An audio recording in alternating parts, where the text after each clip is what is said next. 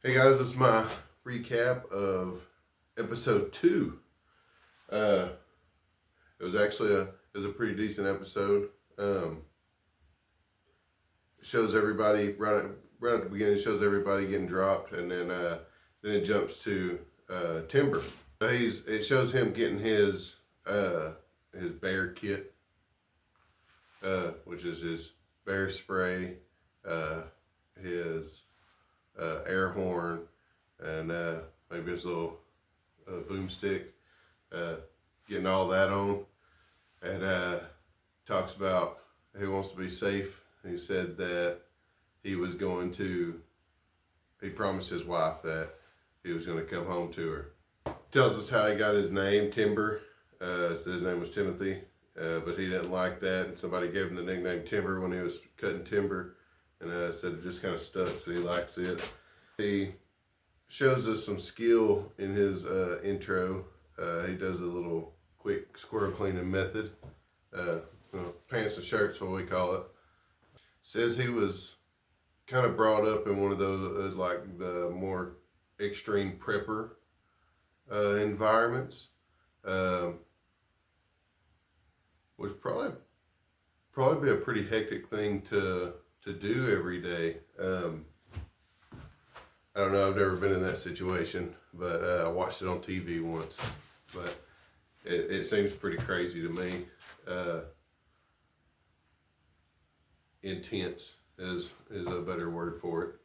He goes on to tell us that him and his family work as a humanitarian aid. Which is really cool, but they spend a lot of time, in different parts of the world, and he said it's rough on not just him, but his family too, of course, and says that maybe the money can help him, be grounded a little bit more, take some of that stress away from him.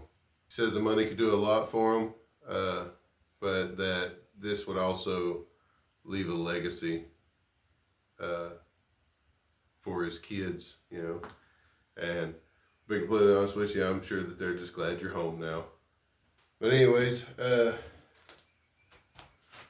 he's doing a little bushwhacking, and he's talking about how hard it is to move silently.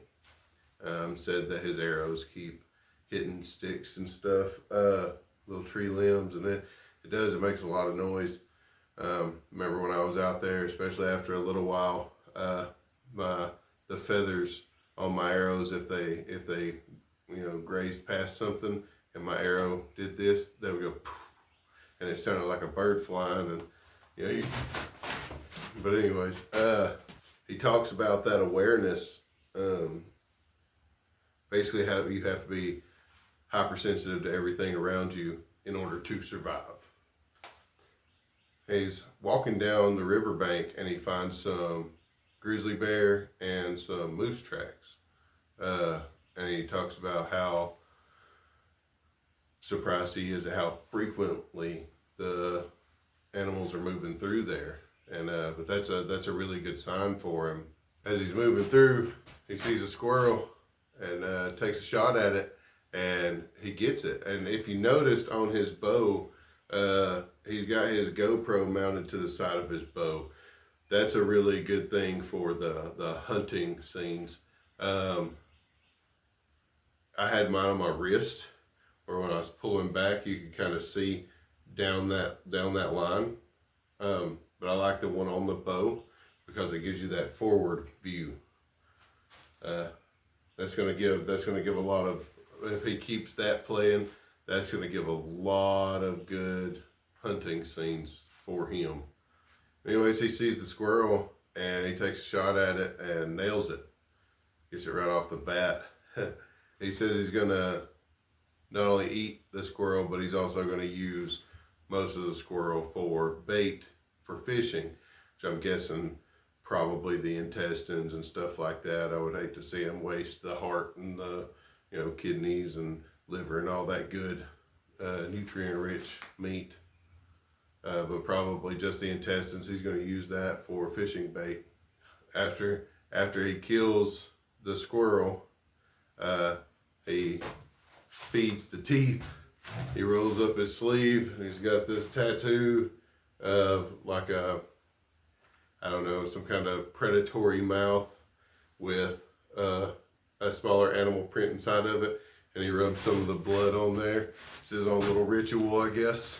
It's pretty neat though. And then it cuts to Sarah. Whenever it showed her early on, or earlier on in the episode when she was dropped, she was very emotional at the drop. And I'm wondering if it just overwhelmed her, or, you know, maybe she's having a little second thoughts, but I don't know. I don't know yet. I think it might just be just the overwhelming experience of everything leading up to that drop point, or to that point where you were dropped. But whenever she comes back in, we see that she's already got a temporary shelter built. She's kind of fiddling around with the cameras, trying to, you know, get everything figured out where she wants to put them, making sure all of them are on and all of them are recording. That's something to get used to in and of itself. So it goes into her intro to say that she lives in remote Alaska. So that's another cold-natured person out there, somebody that's used to the freezing temperatures. But I say used to it, and I'm not just talking about her, I'm talking about everybody. I say people are used to the freezing temperatures. I'm going to tell you right now, those negative temperatures are a lot different when you can go inside your cabin and, you know, get warm or eat. Those freezing temperatures, that they don't affect you as much because you can get out of them for a time. She goes on to say that her and her husband own and operate a fishing lodge, which is pretty cool. That means that season 12 might be at her fishing lodge in Alaska. She says she moved to Alaska from Florida. That's a good little piece and a lot different, but she says she loves it. It was a way for, you know, her and her husband to be happy being out in the woods. During her clips, she shows a lot of skills in, you know, hunting and fishing, which I guess you would have to have living out there. You have to provide for yourself, as she said. And she says that the money will go towards letting her and her husband retire. That's a life goal right there. Retirement is a life goal for everybody. But she starts off the episode, she's exploring and looking for some wild edibles. So she may be, you know, the herbalist of this season. She seems like she has a lot of knowledge in that area.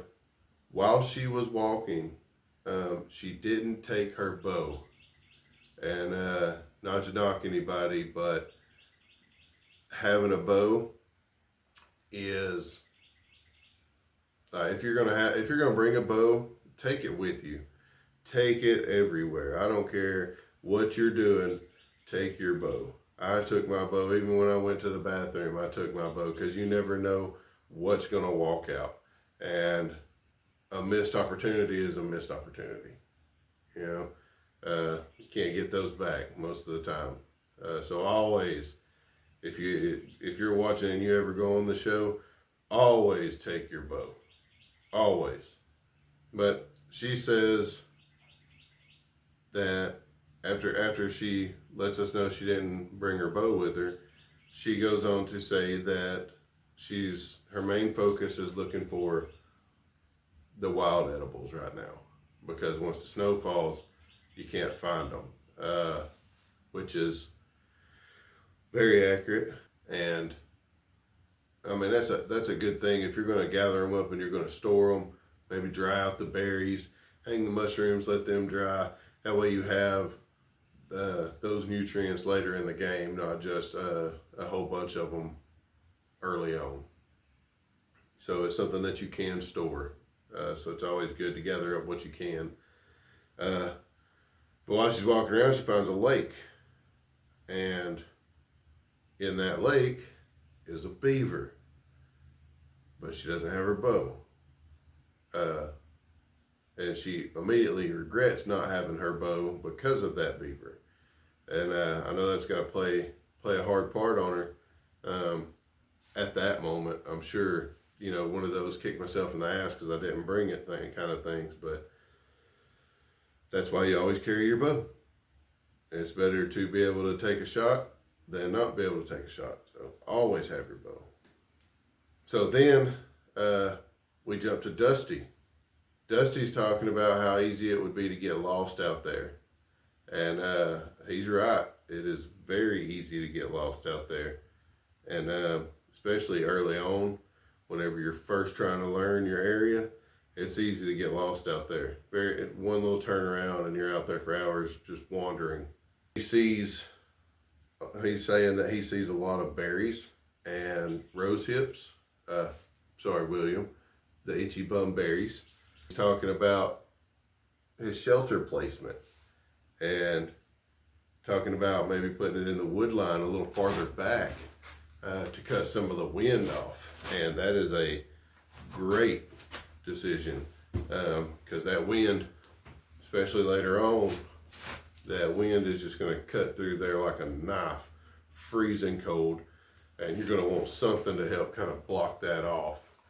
And being in the wood line, that's going to take a lot of it off of him. In his intro, Dusty says that he grew up rough and that he's a welder. And I'm going to tell you right now, Daddy said if you got to grind your welds, you ain't no welder, you're a grinder. I'm just playing. He shows catching a frog with a little rubber grub, which is pretty awesome. We always gigged them whenever I was a boy. And says that he's going to, you know, it shows him cooking up those frog, or that little frog, and says that what makes him different is he's going to bring his hillbilliness. I love that. That is just amazing. I like this guy already. Seems like we've got a lot in common. And I just want to remind everybody, do not ever judge a man by the color of his neck. Oh God. He goes on to show a lot of hunting skills, a lot of fishing and trapping skills. Seems like a pretty knowledgeable man, and shows he's got a lot of ingenuity as well. And all of that, you know, really plays a part in this game. He says that he wants the money to give a better life to his family, and you can't argue with that. And says that he just wants the adventure as well, and going into it with an adventurous spirit, I think that's going to help him out a lot. So he sets to work building what looks like or what he's describing to me as like kind of like a single shed cabin, like a lean-to log house. Says that he wants to focus on getting his shelter done, getting it completed, getting that out of the way. He wants to go ahead and burn up all the hard work, or all the, not so much hard work, but the heavy lifting work of it, and get all of that done so that he can focus on the food. And I'm more for splitting the task, but you know, I hope it works out for him. I hope that he's able to get it done in just a few days, the way that he wants it, and then he'll be all right after that, just hunting. He talks about how cold it's going to get, and it's going to get cold. So having the shelter done, you know, it seems to me like this season it's going to get cold faster than it has in previous seasons. So having that shelter finished might just work out for him. He shows how sturdy his shelter is. He walks up the back of it. He's talking about how it's got gaps, but it's just logs. So he's going to finish it up. He's going to pack it full of pine boughs, or spruce boughs, I'm sorry. Pack it full of spruce boughs and stuff like that, I'm sure, and he's going to cover it up. He talks about how proud he is of it, and you can tell he's not taking this shelter lightly. He wants it to be strong. Then it comes to Timber again. It shows Timber setting some bank line poles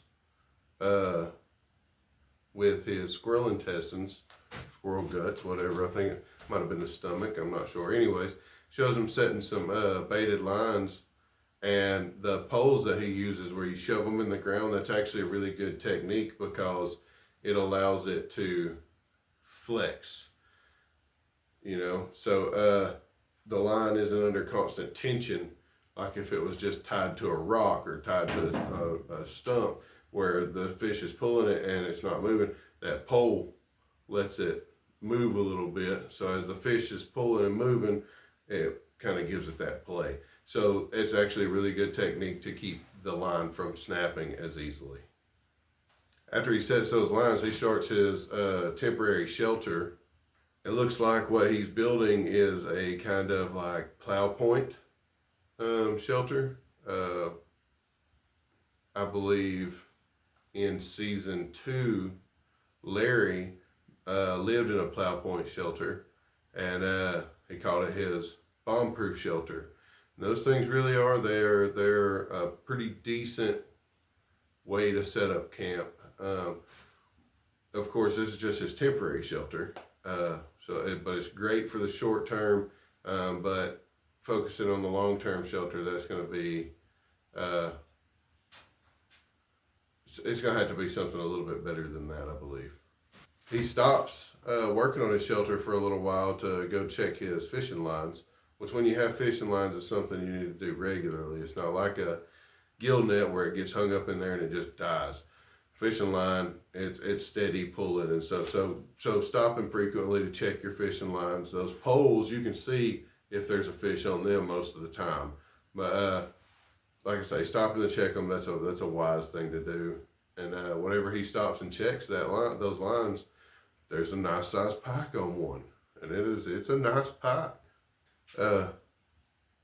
While he's cooking up the fish and cooking up the squirrel, you hear him talking about the stresses of his job and how he wants to win so that he can change that. And I'll tell you right now, he's already off to a good start. He's got a pike in the pot and a squirrel on a spit, and he's full for the night. So good job. So then it jumps to Peter, and Peter's an enigma. It starts with Peter waking up on day 2. He says he was a little confused and a little exhausted on day 1, which happens. You get out there, you got a plan, everybody makes their little plans, and plans don't work, plans go shit, especially once you're dropped and all this stuff that you thought was going to be there is not there. Then you got to kind of tweak everything and basically go about it day by day. But when he woke up on day 2, he said that he had set some priorities. He's gonna center his focus. So he set some priorities. Priority number 1 was to enjoy the sunrise. And it's amazing how those little things really help out there. I don't know, it just kind of lifts your spirit, and having a lifted spirit really goes a long way. Then he says that he needs to get some water and boil the water, and the little caption says that he hasn't had any water all day, not since drop. I don't know what time he was dropped, but if he was dropped earlier in the day, then that could be something serious. It doesn't take long for dehydration to set in and cause some of that confusion and some of that exhaustion. So you know, having water in your belly, that's what you need. That's one of the first focuses. And if you're going to boil all your water, then you have to really get on it. Whenever it shows him trying to strike his fire, I noticed a couple things. Not to be the nitpicking person here because I'm not perfect. But I noticed a couple things. First, It looked like he may have been using some of the grandfather's beard, that lichen that grows on the tree branches. You find it. We found it all over the black spruce, and I used it sometimes for tinder. It's just a quick grab. Most of the time, you can line it right up, but there's a trick to it. It has to be loose enough that it'll catch the spark, but tight enough that once it starts burning, it starts burning all of it, and not just this one little stick and it burns one little piece and it burns and it goes out. So you want it to be able to light more area. I don't know how to better explain this.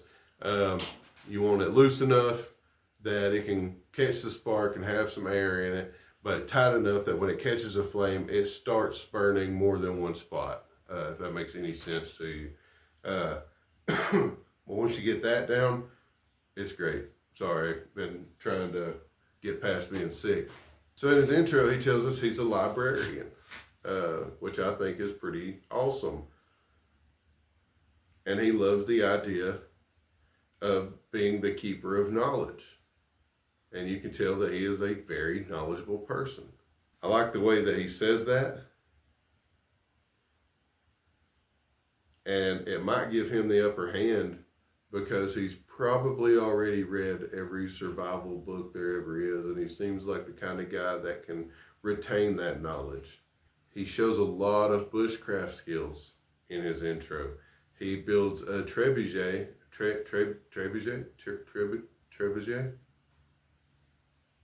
He builds a catapult that he might be able to use if he needs to maybe get some fishing line a little farther across the river or something like that. And I don't know.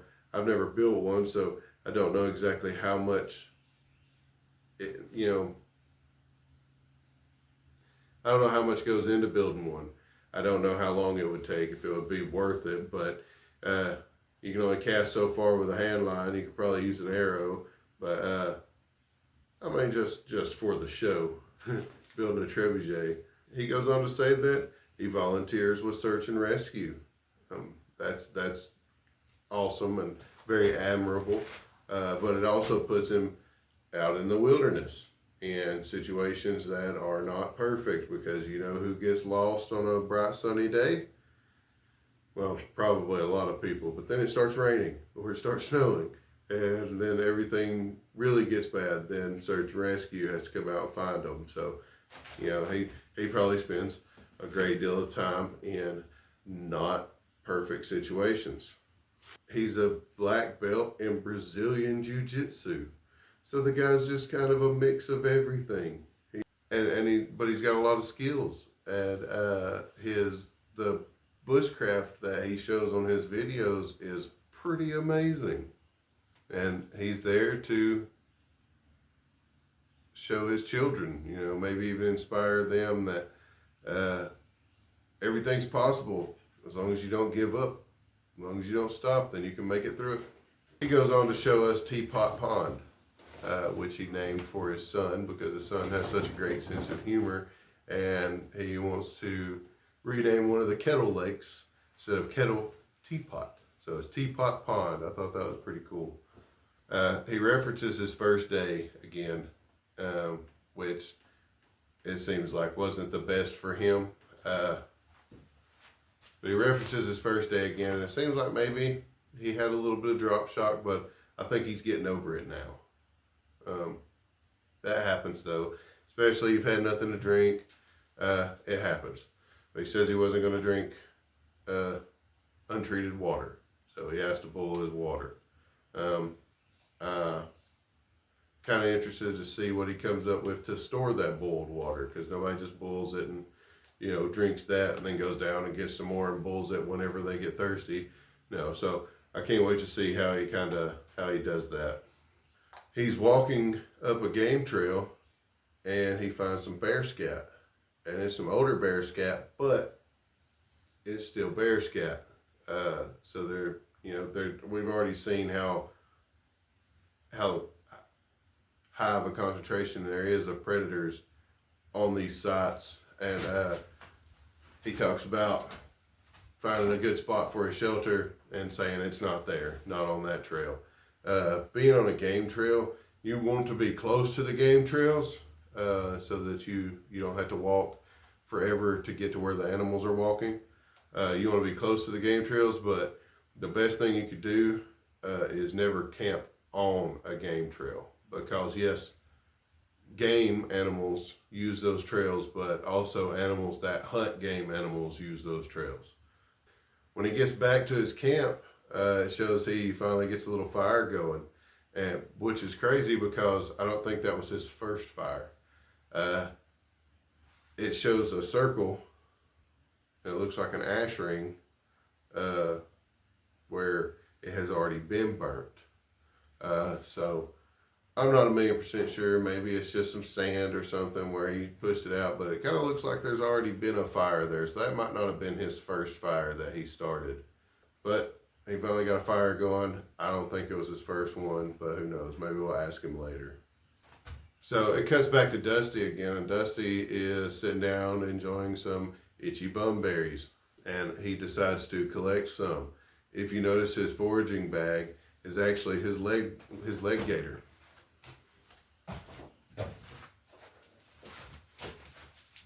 Something similar to this little setup right here. This was one of my foraging bags on the show, and I still use this for gathering stuff up today because it's perfect. These things work out great. You can actually undo it and run it through your belt loop and hook it back, and it just hangs from your side, and you can steady put stuff in there. After he does some foraging for the rose hips,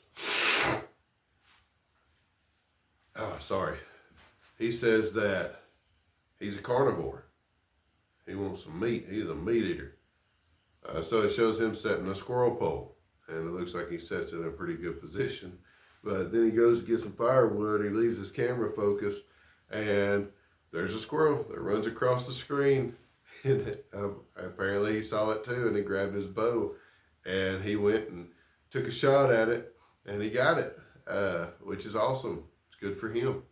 He goes on to talk about how excited he was over that little squirrel. It's amazing how every little animal will get your heart pumping out there.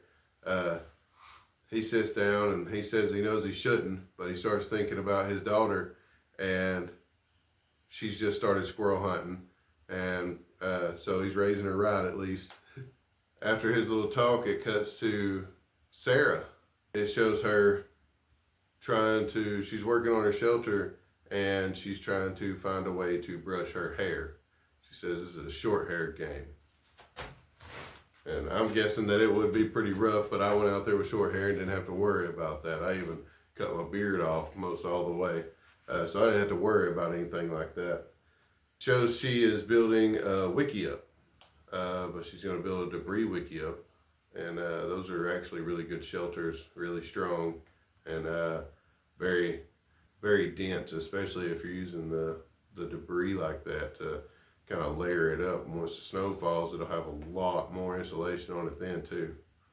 She decides she's going to take a break and go see if she can see the beaver again. And not only does she see the beaver, but it gets close enough to her that she takes a shot. She has to strip down a little bit and get in the water because she says that she sees the arrow. The arrow hasn't moved. She's wondering if she just pinned the beaver to the bottom. So she's gonna strip down and get in the water to see if she got the beaver. And after a really long leave you hanging commercial break, it cuts back. She's in the water and she didn't get the beaver, and that sucks. But you know, maybe she'll get another chance. She knows where the beaver lives, and it's not going to stay hidden forever. So maybe she'll get another chance in the future. And I think that beaver will really help her out in the long run. And then it cuts back to Jake. It opens with Jake admiring the birds around him, and it's because he is a falconer, which is amazing. I think that is just awesome because one of my favorite books is My Side of the Mountain, where this boy runs away. And he lives off the land, or he's trying to, and he struggles at first until he finds a little baby falcon, and he raises this falcon to hunt.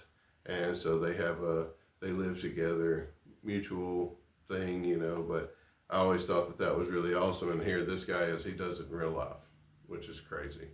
Jake specializes in falconry-based bird abatement, which is just a really awesome way of saying that he hunts birds with a bird. He shows a lot of skill in fishing, a lot of skill in fishing, and a lot of skill in hunting, and says that he can build a fire anywhere. And that's a good thing. That's a good thing. Definitely something to keep in your pocket. He has 3 kids that he has shared custody of. And he's had to make a lot of changes to make that happen. And he wants to win this show so that he can let them see what he's capable of. Kind of let them see their dad shine, you know, and that's always, that holds some importance there for every child. The person that you look up to, then, you know, especially in my mind, my kids, I want them to look up to me and say, you know, look, he's awesome. Anyways, Jake loses his fishing line, which sucks, because he said there's not a river that he can't fish, and he was probably really hoping for that fishing line to help him through this. But he loses his fishing line while he's bushwhacking, and said that he's looked for a few days and cannot find it, and that's rough. But because he lost his fishing line, he doesn't give up. He starts building a net.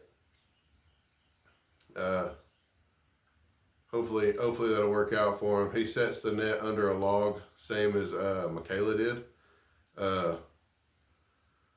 If the water's not real deep, he talks about it being shallow. If the water's not real deep, again, I would probably wade out at first and set it on stakes, trying to get as many fish as I could. You know, get them smoked up and stuff and saved for later.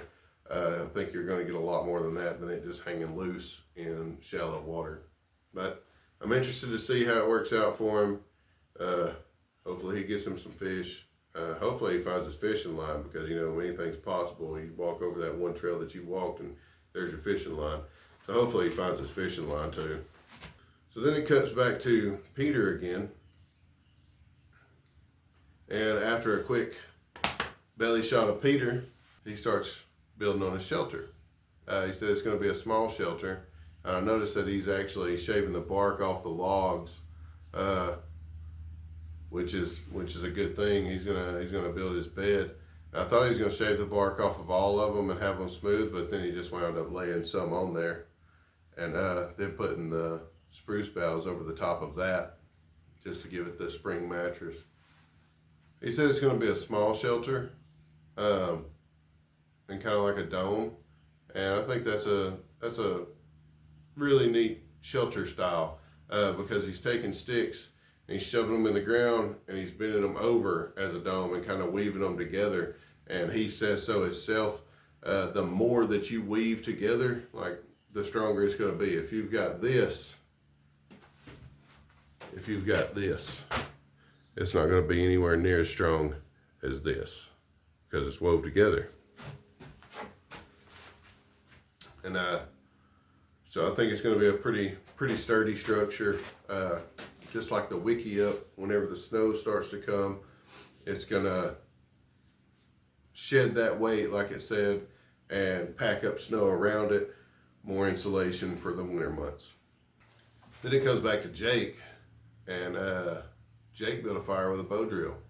Shows him working on it, shows it actually fling off a stick. But that's because he didn't bring a ferro rod.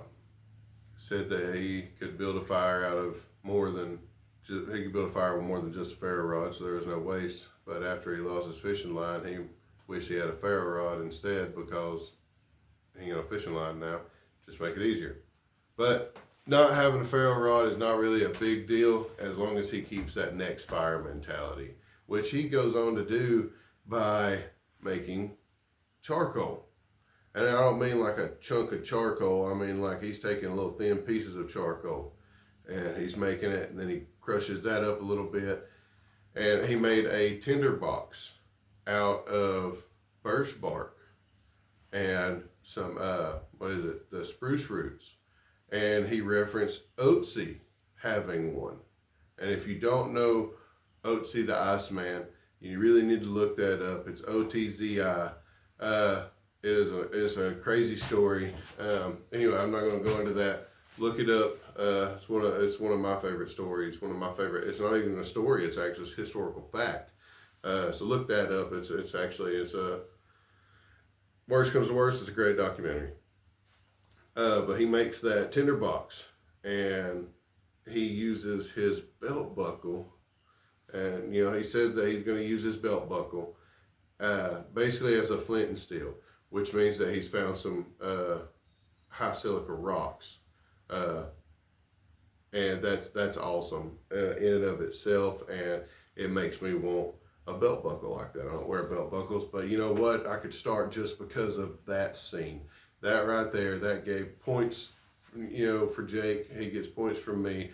He not only built a fire with a bow drill, but the next fire mentality kicked in. He made charcoal with that fire, built a tinder box, filled it full of charcoal, struck a stone. I think he said he had some quartz, struck a piece of quartz against his belt buckle and lit a fire. And I'm talking about maybe 3 or 4 strikes, lit a fire. So kudos, man. That is some stuff right there. I love that little trick, and I want that belt buckle now. That's it. I don't even know what to say. Kudos, man. That's probably the coolest fire starting technique that I have seen on a lawn so far. So after the fire, which was an awesome fire, after the fire, he goes down and checks his gill net. His gill net's empty, but he sees a beaver, and he tries to bait the beaver a little closer because he doesn't want to lose his arrow in the water. Shooting close to the bank in a lake, like Sarah did, you got a higher chance of retrieving your arrow than shooting off into the middle of the river with moving water. So the good call on that one. It's always best to be patient. That beaver, if there's a beaver there, you can probably bait him in. He's going to make his rounds, and if you're there, it's just about being there whenever he's there. That's all there is to that. Just like any hunting, you got to be there when the animal's there. So after it shows him baiting the beaver, it cuts back to Timber. Timber has made his quiver waterproof. He had a back quiver, and he has soaked it with beeswax, and he has made it waterproof, which is a genius thing to do, because now he can hold water in his, he has an extra storage of water. I've seen people use their boots.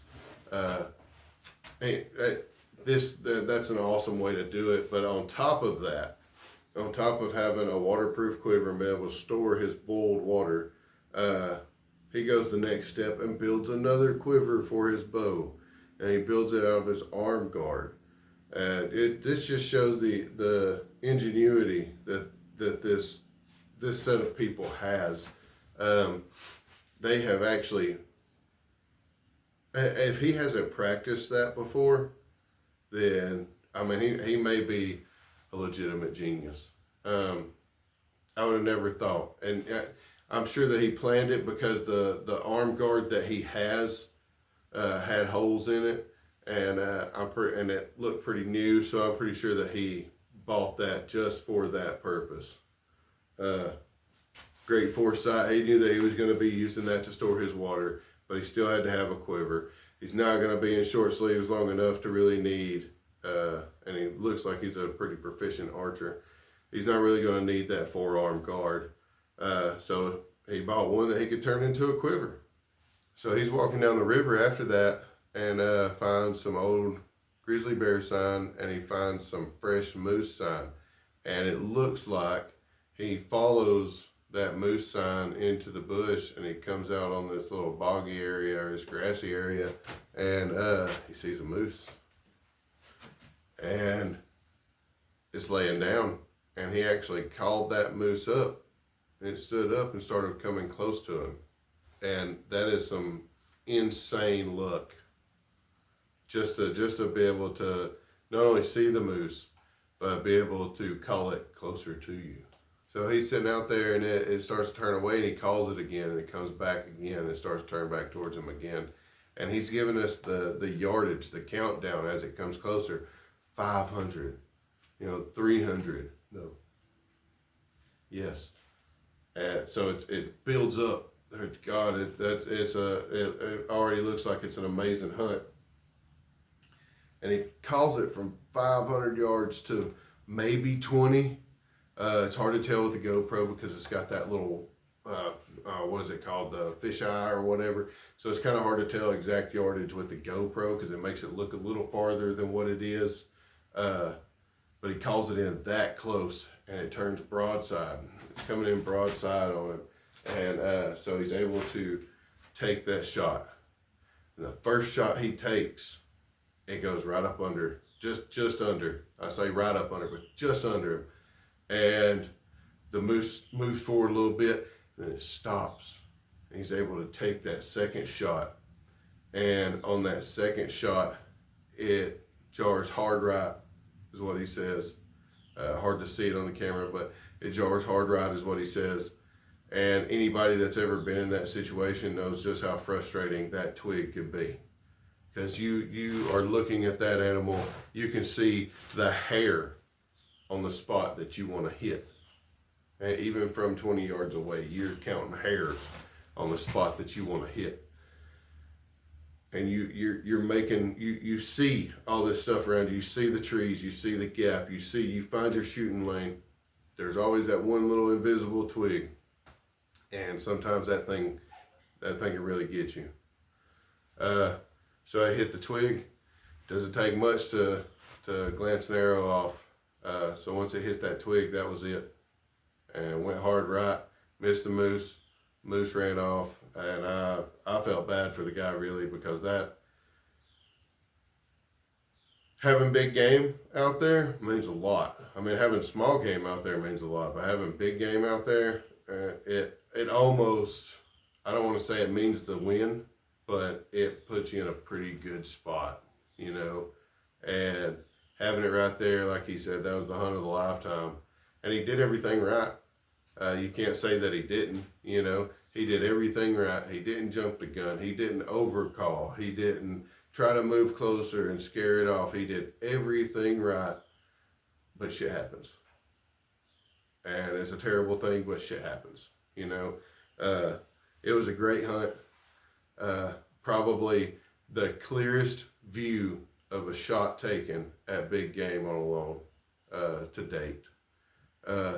Definitely the most descriptive hunt on a lone to date, because this wasn't, oh, there's a deer. No, this was, I see the moose, it is way out there, and I'm gonna get it in here, and you're gonna watch me do it. And he did it.